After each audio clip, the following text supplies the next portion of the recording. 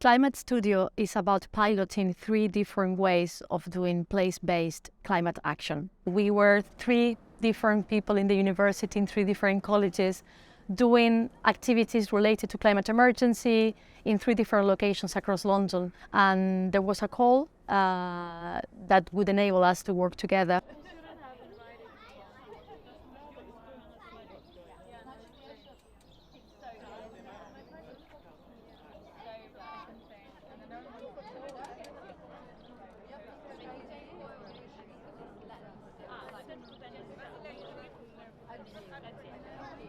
In the South Cluster, we are trying to create a local network that is going to be working towards delivering climate action, helping to make Sadok carbon neutral in 2030.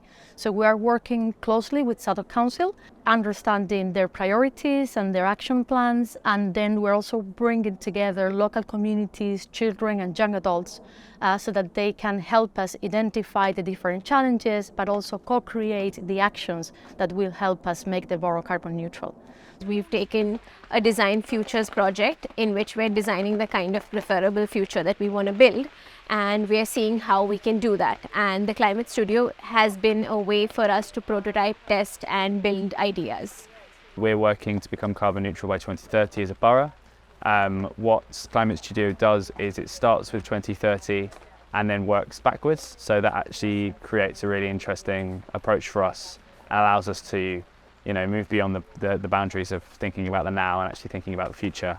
I guess taking the ideas which are quite broad and making them something tangible, I think that'll be a challenge, but I think it'll be a really interesting challenge and actually one that we need to take if we're going to tackle the climate emergency in the way we want to. The project offered me a sort of new way of thinking of my role as a designer, sort of going from an idea of being a designer of things to more of one of facilitation. You have local communities, kids coming up with these ideas around sort of futuring, and actually going back to one of the ideas around using bus stops as a means of sort of sharing, the removal of adverts and turning them into fruit vending machines for kids on their way to school across certain routes.